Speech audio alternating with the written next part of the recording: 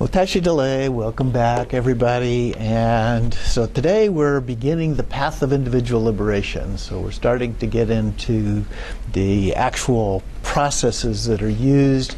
Each of these sections, and there's 4 of them, is divided into a chapter on ethics, and then 1 or more chapters on meditation, the different forms of meditation that are used for that particular path. It doesn't cover all of them because that would be huge. I mean, there are like 100-volume collections of these things, so we're certainly not going to do that. But so we've got the ethics, we've got the meditation, and then we have the wisdom aspect for each of these. And those things vary a little bit from one path to the other. In the Tibetan Buddhist tradition, we think of it as being a little bit like a pyramid. So the bottom level is the path of individual liberation. That's the foundation of everything else. And then we have the path of altruism, which expands on that a little bit. And then we move on to the path of Tantra, which takes another little different view and different kind of a process. And then the path of great perfection. And so they're viewed as being kind of one building upon the other. But that doesn't mean that you can't achieve enlightenment on the path of individual liberation or on the path of altruism. It's just that these are other things that help facilitate that. We'll talk about what some of those differences are and how they're viewed in terms of those differences and so forth. So right now we're at the very foundation, the path of individual liberation. And we don't spend a whole lot of time on it because we're looking at all of these things from the Tibetan Buddhist point of view, I like to point out.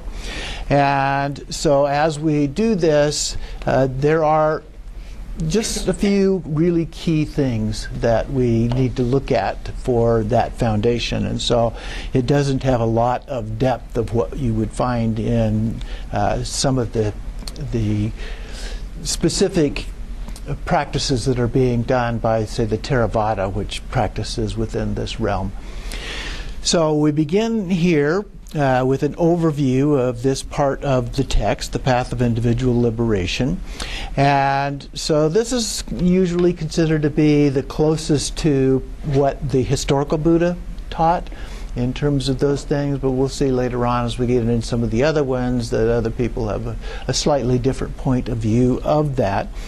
But it does provide a really good, solid foundation, and I think that it is a necessary foundation. If you skip this and you jump right into some of the other things, then you may have more trouble trying to understand those other things as you move along, because it really is kind of like a path, and you need to go through it and understand all of those different aspects, principles that are involved, and so forth. For some people, this is all that's necessary. You can just do the practices related to this particular path, and you don't need to do anything else. You can achieve enlightenment or whatever. Sometimes it's also referred to as the path of the elders, which relates back to the origins of these teachings and so forth. The term that's sometimes used for it in the Tibetan and Mahayana traditions is Hinayana, but that's a little bit of a derogatory term, like it's a lesser vehicle or something like that. So I don't use that. That's why I call it the path of individual liberation. And that refers to the individual liberation, refers to the emphasis, not the sole aspect, but the emphasis on achieving one's own liberation. And that is one of the main differences between that and the next one, which focuses on liberation for all beings. So there's a little bit of a difference there. The original teachings of the Buddha divided up into 18 schools. So there was a lot of different versions of what he taught, collections of what he taught. India was a place where there were, I don't know how many, but lots, even today there are lots of different languages in India. And so that was one of the factors that as things got taught, they got converted into this particular language, that particular language, and along with that came modifications in one form or another.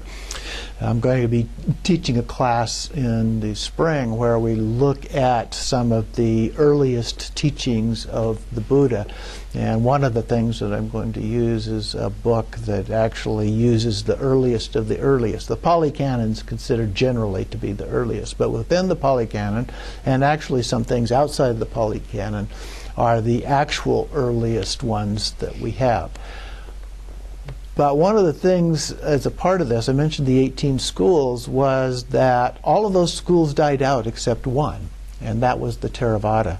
And the Theravada, these texts did not survive very well. Most of them were written on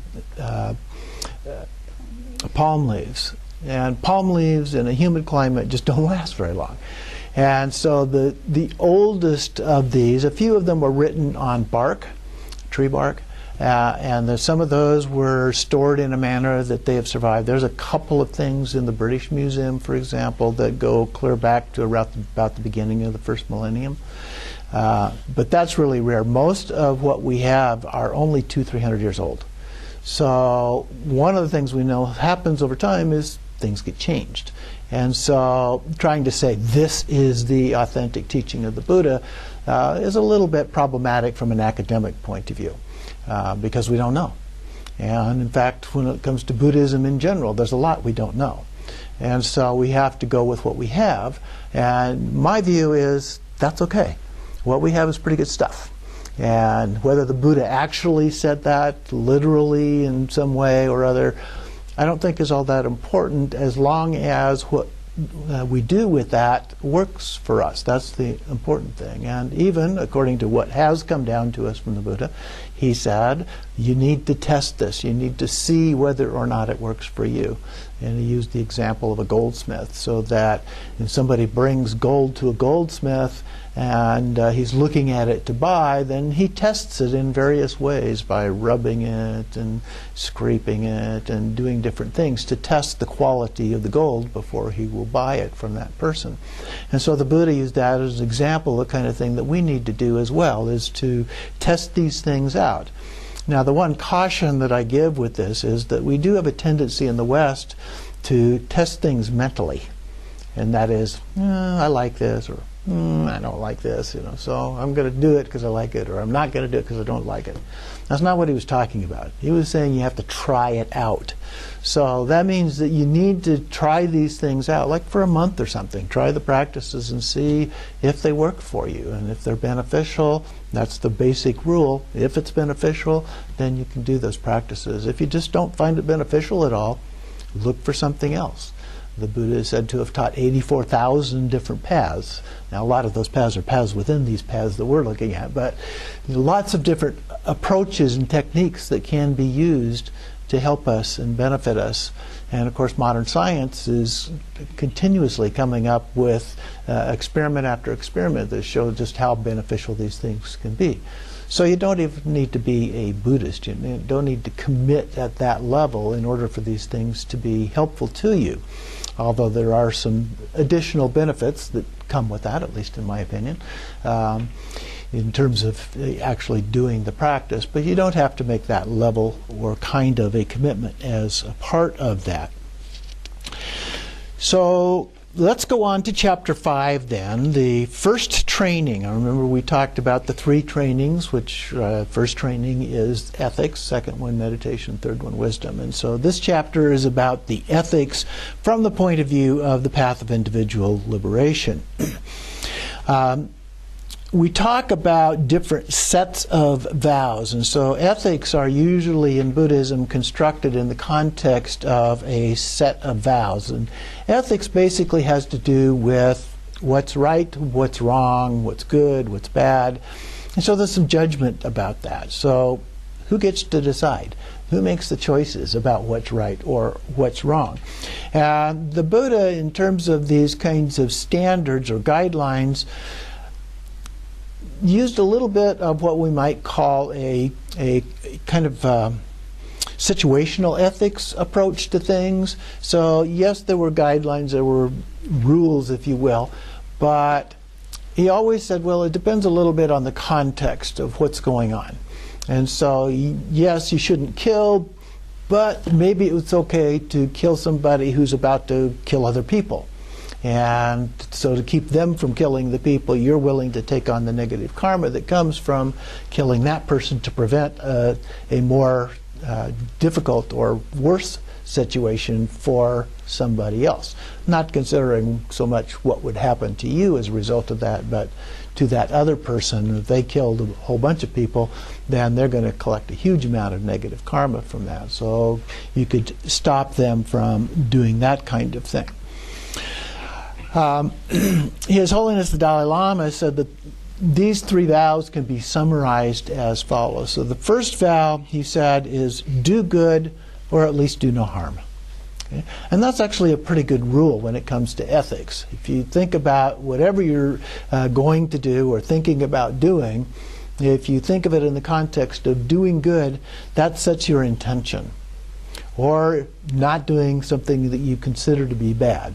It doesn't provide a fixed rule like killing, but it does provide a guideline. Is this a good thing to do or is this not a good thing to do?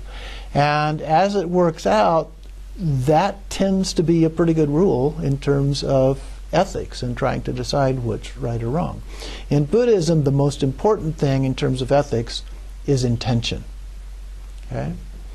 So when we're deciding whether this is something that's good or bad, or the Buddha would probably say something that's helpful or not helpful, then that is a good guide for that. And it captures the essence of the first level of vows. The second one is to engage in altruistic intention and action. So that comes from a word, bodhicitta, which we will look at later on, but it includes a relative and an ultimate aspect. The relative aspect includes that intention and action parts. So again, intention is very important in that one. The key difference here is that notion of altruism. So here the emphasis is on other people. And altruism, there's of course different definitions of that, but the one that I like is that that is something that you are willing to do to help somebody else, whether or not you get anything out of that. Now a lot of times we do something nice for somebody else and we feel good about it, and that's okay. But would you do it even if you didn't feel good about it afterwards? Okay? That's the real test, is if you would go ahead and do this regardless of what kind of a benefit or lack of benefit comes back to you. And the third one is pure view. And pure view, or another word that's sometimes used in place of this, is sacred outlook. So you can think of it as looking at everything as sacred, would be one way to look at it. In Buddhist terms, that basically means that you see the Buddha nature in all beings. Okay? So you think of them as being a Buddha. Well, how would you treat a Buddha? Okay? So how would you treat? So ethics is about our relationships with other beings. And so how would we treat a Buddha? And the idea is you would treat all other beings as a Buddha in this particular one. And secondly, all sounds are mantra. Some things we tend to like, some things we tend not to like. But if you think of all sounds as mantra, you take on a different view of things. And then all thoughts as wisdom. Typically we think of some thoughts as good, some thoughts as bad. But from this point of view, you begin thinking about all thoughts have some aspect of wisdom about them. So that's pure view, but we'll come back to that later. That's associated with the path of Tantra. And so the other thing to keep in mind as a part of this that we talked about before are the 4 reliances, and relying on the words, not the teacher, relying on the ultimate rather than the provisional, and so forth. So that's also a helpful guideline when it comes to looking at things from the ethical point of view. But karma is the foundation. And I mentioned before when we talked about karma that not everybody believes in karma. And from my point of view, that doesn't really matter per se, whether you believe in it or not, as long as you act as if it was true. Because you'll do the same thing in that case, whether you believe in it or not. So I think that also becomes a helpful guideline. If this gets passed on to somebody else through the process of reincarnation, would that be helpful or harmful to that being? And so if you think about it from that perspective, that helps, it provides another kind of a guideline for making decisions about what's good, bad, right, wrong, and so forth, or helpful, not helpful, as a part of this. Other traditions tend to posit rules about what's right or wrong. Sometimes in secular society, we don't think so much about ethics per se as we do laws. A lot of things that in the past were thought of as ethical things have become laws, and so sometimes there's no real significant difference between those two. But in general, what we find when we look, it's a topic that comes up under philosophy. And so within philosophy, when they look at what's ethical or not, there's different theories about how to come up with the guidelines for that. They tend to look at, ethics tends to be more broad than laws. The laws cover a lot of the things, but they don't cover everything. And so the ethical position goes a little bit beyond that. But for example, usually in other religions, these are said to come from God. And so in the Jewish tradition, for example, in the Old Testament, we're all familiar with the Ten Commandments, but there's actually 613 different rules that have come from God down to that tradition in the Hebrew Bible. So that can be kind of difficult. For example, there are some rules, in fact, quite a few of the rules in there have to do with making offerings and so forth, actions in the temple. No temple. Okay, so how do you do these things that God has said you have to do when there is nothing to help you do those things, no context for being able to do it, at least in that same way. A lot of times then these just become guidelines for, or standards for which people are to apply these things. But another thing that can happen is that you set the rules and you say, okay, these can't be changed. These are the fixed rules. And then something comes along that was totally non-existent at the time the rules were written. So now what do you do? Okay, there is no rule related to that. And so traditions start making up new rules based on other things that they find that sort of kind of maybe fit that, but there are absolutely no fixed rules about that anywhere in the religious texts of that tradition. And so we find people fighting back and forth about that. Things like capital punishment and abortion and so forth are examples of that are oftentimes not mentioned directly in any of those texts. So they look for an indirect method of doing that. Now, abortion is a good one in the sense that if you look at Christian doctrine, different branches of Christianity have very different approaches to that and very different reasons for their particular position on that. So that's the kind of thing that can happen and doesn't give us clear guidelines. Or things like discrimination. In the Bible, women are property. Okay? And certainly that's not a very acceptable way of looking at women today. And so there's various other kinds of things like that that was used for the discrimination against Africans in the slave trade and so forth, because they had slaves in the Bible, so it was okay to have slaves. That was their justification. But times change, and we need to find different kinds of rules or modify those rules in order to fit the times and what we learn and how we view things as a part of that. So in that case, I think, my opinion, is that a more flexible approach is actually a better approach because it allows you to adopt and adapt to those particular cases. Some of the philosophies, Western philosophers have come up with, they have a couple of different approaches. One of them looks at the means, how the actions, what you do, and set the standards according to that. And other ones set the standards according to the results, the ends of those things. And so deontology, for example, looks at the actions or duty without regard to the consequences. And so sometimes that creates problems. The consequences are not good, then other people complain about that.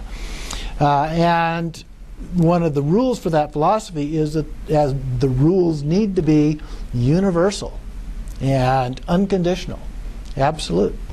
So if you think of something like do not kill, okay, which is probably the most universal ethical rule, and oftentimes, of course, covered by law, but do not kill. Okay, in one culture, do not kill means do not murder somebody intentionally, but is it okay to kill in war? Okay, is it okay to kill insects? In Buddhism, it's not. So those are the kind of other things that come up, even though you have a rule. What about the different contexts, and how does that work?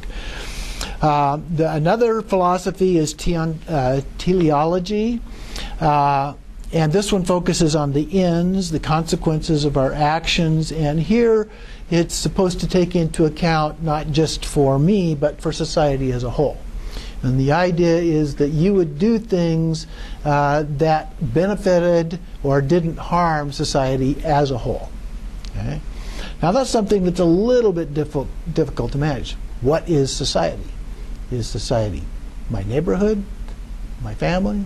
Is it Tucson? Is it the U.S.? Is it Western Hemisphere? Is it the planet Earth? You know, what do we mean by society? There's different things there. One of the more common guidelines is the greatest good for the greatest number. It's a very democratic kind of an approach, if you will. But the weakness of this particular one is that it provides no kind of protection for minorities. Okay? Majority always wins kind of an approach. And we've seen in our own culture how that can create problems for different kinds of minority groups as a part of that. Now sometimes governments in particular will add different protections. We had our Bill of Rights, and we've had other kinds of laws that have been put into place to help protect some of those against various forms of discrimination. Well, at the time of the Buddha, one of the groups that we talked about in the history was the Shramanins. And the Shramanins believed in the principle of karma, basically a form of what goes around comes around. But karma literally means action. I think I mentioned that before. And so it's often described in terms of cause and effect. Okay, so you can think of it that way. Something happens and then something results from that. In theory, there's a direct connection, but the Buddha described karma as being something that is almost impossible for us to understand until we become Buddhas, to be able to see the connections, because it is said through the process of reincarnation that this goes back to beginningless time. In other words, there was no beginning to this. It's always been that way. So we developed this form of karma. Some karma is good, some karma is bad, some karma is neutral. Probably most things are neutral. Those are things over which we don't have any direct control. A lot of things in our lives we don't have any direct control over. If we're in an automobile accident, it may not have been our fault. So we don't get any negative karma from that, even though somebody may have been injured or even killed in that. So the idea is that we need to look at the kinds of things that we do. And so one of the issues that comes up is what happens when good things happen to bad people, or when bad things happen to good people. And that's one of the classic examples of the kind of problems that we have in looking at ethics. Because the assumption is that if you do good things will happen to you, that there's a relationship there. The way that karma deals with that is that that gets passed on through the process of reincarnation. And so if maybe some good things will happen to you if you're good in this lifetime, but if they don't happen in this lifetime, then they'll happen in the next or some other future lifetime. Same thing with bad things. It may not happen in this lifetime, but it can happen in a future lifetime. And that may have been one of the thoughts that went on in the creation of the idea of karma itself, an understanding of what karma is as a part of that. The law of karma includes another idea, principle of the alaya consciousness I may have mentioned before as well. Alaya consciousness means it's usually translated as storehouse consciousness. And so what is stored are these seeds of karma, so to speak. It's a metaphor, not literally stored as seeds per se, but you get the idea of it being there. And so when the right conditions exist, it's like the right conditions when you plant a seed in the ground. If there's no water, no sunlight, no other kinds of things, the seed's not going to grow, even though it's planted in the ground. But if you water it and there's sunlight and other kinds of things, some fertilizer and so forth, the seed will grow. Even things that have been found that seeds that were thousands of years old have been able to get them to grow, even though they've been there for a long time.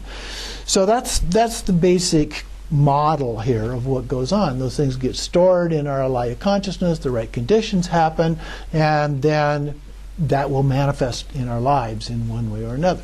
One of the principles is that it comes back to us similar to the way that our action that resulted in the seed being planted in the first place. So if we do something that's real kind to somebody, then at some point somebody will be kind in a similar manner to us. If we do something very negative in a particular way to somebody, then it will come back to us in a similar way. But there's also a magnification process that's described, or multiplication, that it gets stronger and stronger as over time, the longer it takes for it to manifest in your life. And so it can become a more extreme form of whatever that was that you did, good or bad, as well, as a part of that. But there's also another version that's actually, interestingly enough, not talked about a great deal in Buddhism. And that is that there are processes that you can go through to purify your karma. And so we'll talk about some of those as we get into that. But if you purify that karma, you don't have to just live out your life in an almost fatalistic way of waiting for those things to just come up, good and bad, which has been described as taking eons of time to be able to do that. You're constantly working at trying to just do good things so that the bad things eventually get burned up, so to speak, and then you don't have any more consequences from that. But it gets to be a problem in terms of time. And that's where, when we get to Tantra and we get to Mahayana and so forth, they begin to look at how that process, particularly in Tantra, can be expedited through various forms of purification that can take place. So that's kind of an overview of the ethical position. So now we get into some of the more detailed specifics. I mentioned that the Dalai Lama talked about this as do good, or at least do no harm. So what does that mean? Well, Mark Twain said, always do right. This will gratify some people and astonish the rest. So one way to look at it is, are my actions of benefit to others? And so part of this, when we get to ethics, is the idea of self-interest versus others. Are we focused just on ourselves, or are we focused on society in general, or broader, at least broader group of others, so to speak, as a part of that? Of course, a little bit of self-interest is okay and even necessary, and we have to do things to take care of ourselves in order to do things that are beneficial to others. The problem arises when we become too focused on ourselves. Egotism and that kind of thing gets to be a real problem.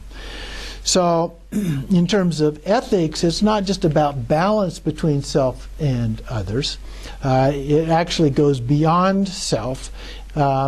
Because part of what the Buddha talked about was extinguishing this ego, this sense of egotism anyway, not ordinary ego, of what we might talk about from a psychological point of view, but the extreme of egotism, that kind of selfishness and so forth. So the focus then becomes more on others. You can think of it a little bit like a form of the Golden Rule. Do unto others as you would have others do unto you. And so you want to do things that you would want, how you want to treat others the way you would like others to treat you as a part of that. Now, some people have pointed out that that can be a little bit problematic because there are people who a little bit on the masochistic side perhaps and don't particularly like good things to happen to them, and that would authorize them to do kind of evil things to other people. But that's a little bit of a sidelight to this. So normally we would want good things to happen to us, and so we would then do good things to others. But there's another caveat that goes with this that I didn't mention before, and that is if for some reason you're unable to do good, it suggests at least do no harm. Okay? Do good, or at least do no harm. So that's kind of the second best thing. If you can't do something really good, at least try not to do anything that's bad or negative in that. So it's kind of like the lesser of two evils in that kind of a case. A corollary to this is to prevent others from doing harm, but that usually doesn't come up until we get to the level of the bodhisattva in the second path, the path of altruism, because it's a risky thing. Okay, when you look at preventing others from doing harm, there's a risk of harm being done to you at the same time. You probably stop somebody from fighting with somebody else, they may just whop you as a part of that. And so there's a certain risk involved with that. And so the Buddha said we need to be a little bit careful about that and advised more advanced practitioners who are willing to take that on for doing those kinds of activities. We do know from science that DNA evidence suggests that we all have an innate altruism built into us. Even in single-cell beings, there is evidence that they are willing to die to protect the community as a whole. And so there is that sense of altruism in our own DNA. Now, it's very complicated, of course, so it's not just as simple as, well, we've all got it, everybody's going to be good, let's be happy. Because there are other things in there as well that create problems for us. But the fact that it's there gives us the hope or the opportunity to take advantage of that and then hope that our behavior will help influence other people and their behavior, and more people will follow that kind of a path. We often articulate this in terms of virtuous behaviors. You'll see that term a lot used in Buddhism. It goes beyond what is necessarily reasonable to what is ideal, what is the best, what is exemplary. In some cases, not everybody agrees necessarily with all of these, but they're generally general principles, and they come to us in Buddhism in the form of a set of vows. As I mentioned, they're not rigid standards. They are somewhat flexible because things are conditioned by various circumstances. As I mentioned before, the key determinant in terms of Buddhism is our intention, and we even see that in legal systems in our country a lot of times. For example, when they're looking at murder cases, they look at what was the intention of the person who committed the crime as a part of deciding the level of punishment that might be associated with that. So there's various lists, but in here at the top of page 60, we have a list of what is the 10 non-virtues and 10 virtues. This is an elaboration of an earlier list which comes out of the Vedas, as I understand it, called the 5 Precepts for Lay Practitioners. And in that it had not killing, not lying, and no sexual abuse, primarily adultery, not stealing, and no intoxication. And so those were the basic rules. Now as you look at these, you see that they're pretty similar. It's just that some of them are elaborated a little bit. And so there's 10, and the ones on the left-hand side are basically antidotes to the ones on the right-hand side, numerically speaking. The other thing that you can see in the way that they are divided up is that the first 3 deal with the body. The next group, 4 of them, deal with speech, And the third group of three deals with mind. Okay? So the first one, killing. So these are things that are harmful actions, non-virtuous actions, and these are things that we should avoid. So we should avoid killing, and instead of that, protect life. We should avoid stealing, and instead of that, be generous. We should avoid sexual abuse, and instead of that, honor sexual vows and respect others' vows. And then the speech ones, instead of lying, we should be true and use loving speech. Instead of divisiveness, we could try to reconcile or harmonize differences. Instead of harsh words, we should use pleasant words. Instead of idle talk or gossip, we should do meaningful talk. The next category, instead of coveting, we should use generosity. In this case, it means rejoicing about the good things of others. And then the ninth one, instead of harmful thoughts, we should think of helpful intentions, things that can benefit others. Instead of wrong views, we should have the wisdom of ultimate truth and the true nature of things, which of course was the key thing that the Buddha talked about in terms of the Four Noble Truths. So these are all things that we can do. They're a little bit more elaborate than the others. You'll notice that there's one key one that was in the original list of 5 that is not included here. Intoxication. I have no idea why, but for some reason that one got dropped out of the list along the way. But intoxication, in some cases, they actually have, for that one, they have alcohol at all, any kind of alcohol or drugs. But in other ones, it's more of intoxication, saying don't drink too much, don't do too much of different kinds of things. We're all individual. We can't necessarily follow these at the same level. In terms of the 5 precepts, the Buddha said, well, you can take these as individual things. You don't have to take them as a complete set. And so you can say, okay, I won't kill, or I'm not going to lie, but I'm not going to do the other ones. I'm going to skip the one on alcohol, let's say. I had a friend who went up to and was the facilities manager up at the Garchen Institute. And he was German. And he was talking with Garchen Rinpoche, who's the head of the organization, and he was telling him about these precepts. And he said, killing. And he said, well, I'm responsible for the facility. I don't think I can take that one because we have to make sure that we don't get inundated with insects in the buildings and things like that. So I don't think I can do that one. And lying, he said, well, I'm a business person. You know, business people have to lie to do business, and so maybe I can't do that one. And then he said, stealing, well, you know, sometimes I've got to take things that are necessary for doing that.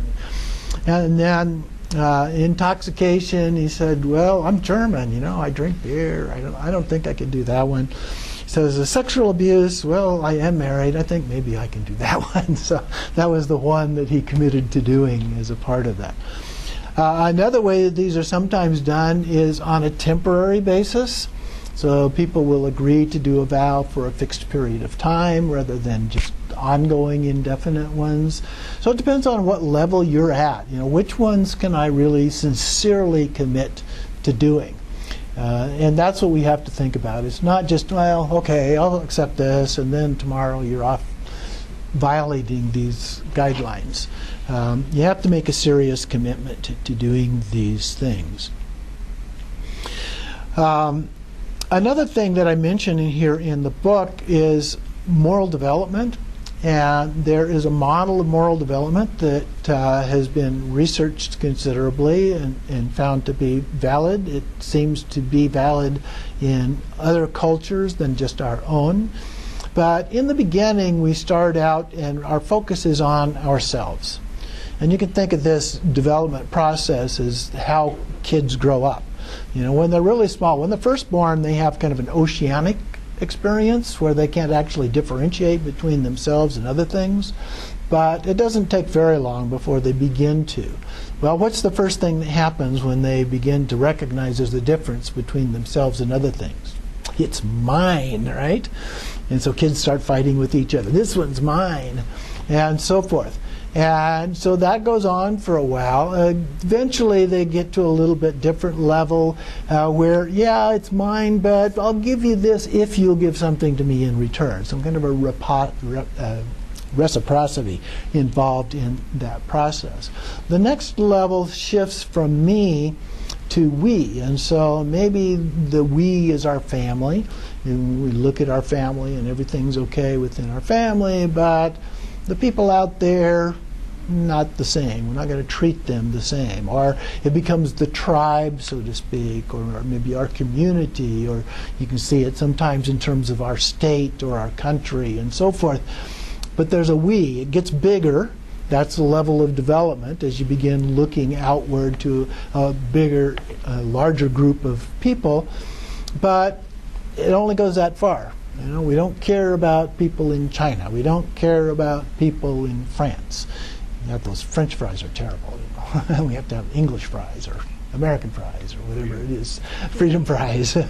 So we have these barriers that we set up about who's in and who's out as a part of how we treat people and so forth. But there's a third level as well. And interestingly, the research shows that not very many, only about 7% of people actually get to this level. That's a pretty small group. But the emphasis shifts from me to we to you. So where the focus is on other people rather than ourselves. Now that doesn't mean that you completely give up the other things, but it does mean that the emphasis, the primary emphasis, shifts as we go through to these other levels. And so at this highest level, we're more of an altruistic kind of a focus. We're trying to do things to benefit other beings. And at the very highest level of all, we're willing to even die as a part of that process. And sometimes we see that in terms of war, perhaps, although that's not usually the best example of that, because a lot of times in war there's a lot of hate going on as well. But in terms of minorities, where you're willing to try and fight for the rights of minorities, and rights often come up in this highest level where we're trying to do something for a particular group of people that are kind of outside of the usual norm, and we're fighting to help them get some rights where they're being discriminated against in one form or another.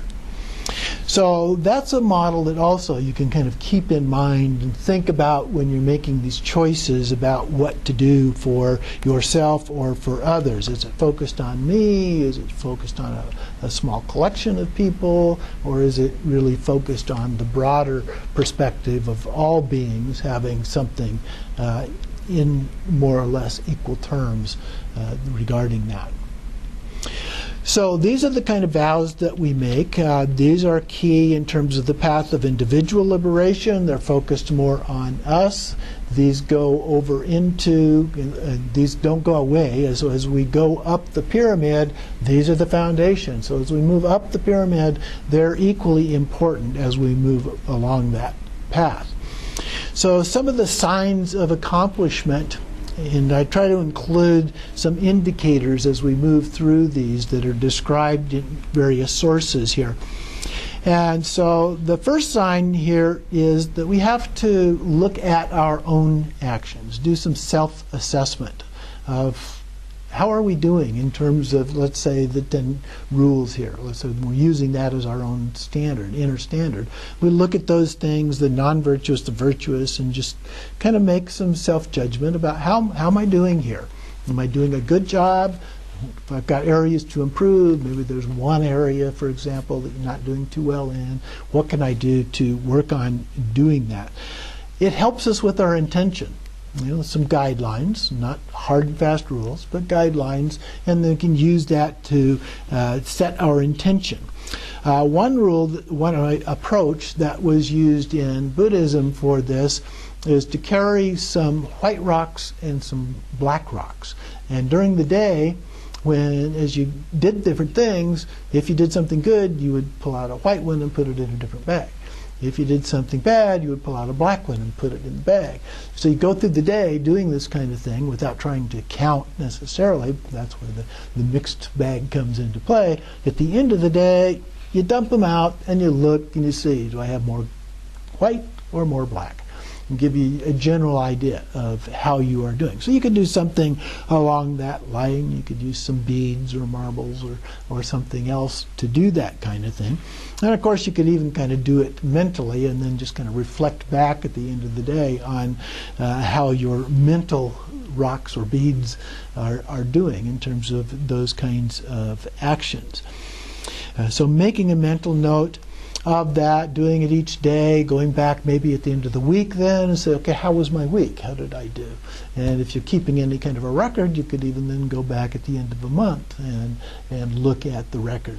And are you getting better? By the time you've gone through it for a month, you've got a pretty good track record of, are you getting better? Are you getting more white, or metaphorically white beads as you're doing that? And you can see that you're making progress along the way. But sometimes we're not very good judges of ourselves. And so the second approach that's mentioned here is what others perceive about us. So sometimes that's a better guideline than how we perceive ourselves. But you have to ask.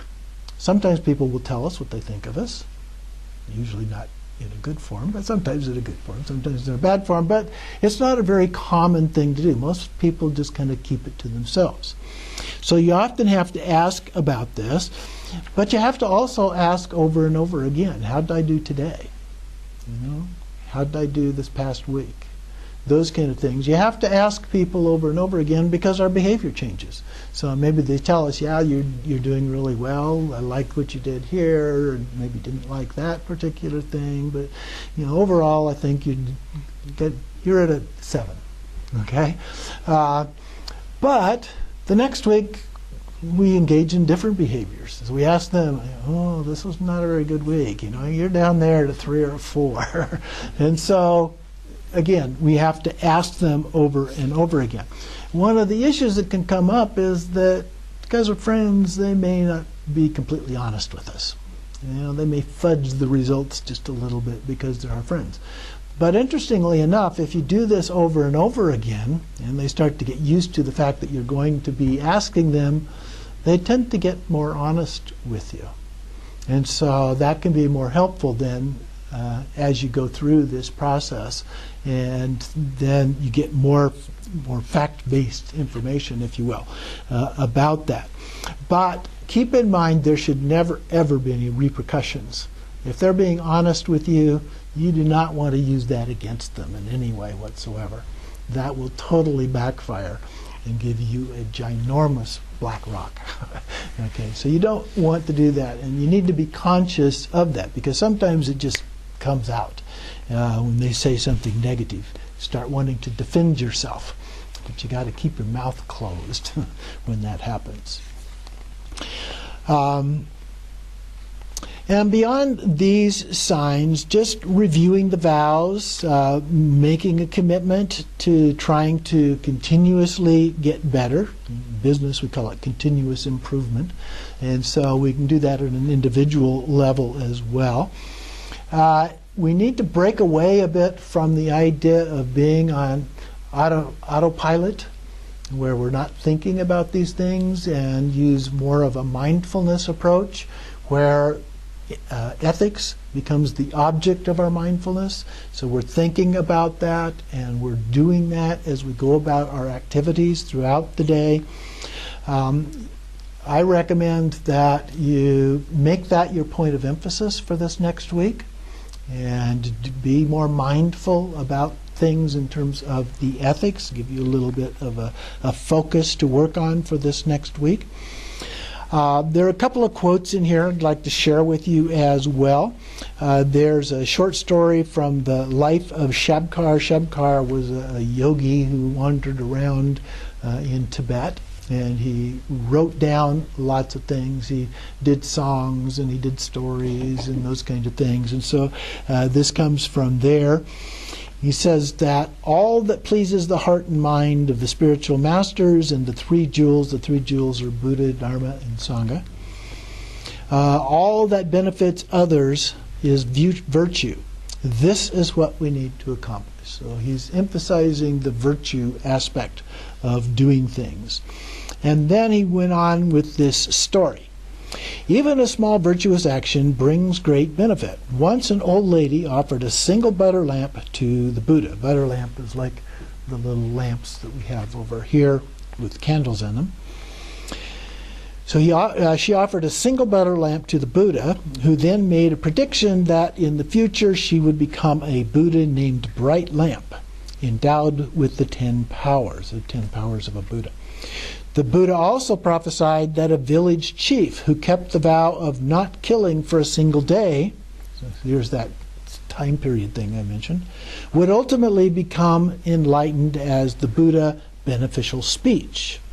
A Brahmin girl offered her needle to a monk. Because of that, she became the noble Shariputra. Shariputra was one of the key disciples of the Buddha, so it would be in a reincarnated form. A woman offered a meal to a beggar, and she was reborn in a mansion made of jewels where she enjoyed delicious food with 100 flavors. Even a pig who happened to make one circumambulation around a stupa, and stupas, well, let's see, that picture on this side there is a stupa, and they're very common in Tibet and Nepal and places like that. They come in different forms. Circumambulation called kora, where you go around a stupa.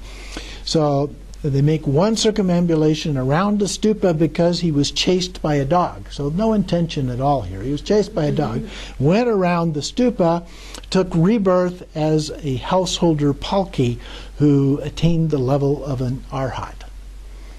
Okay? So it is said. So various different little stories here of how even doing something very minor had significant results in the future life of the being who did this kind of things. So never doubt that small things won't make a difference. They certainly can make a difference. They can be significant. And when you do these small things over and over and over, it's like we talk about money. Pretty soon, it's real money, you know. And here, it's real benefits. So every little thing that you can do is very helpful. So that covers our talk for today. And next week we will go on to the second training, which are some of the forms of meditation associated with the path of individual liberation.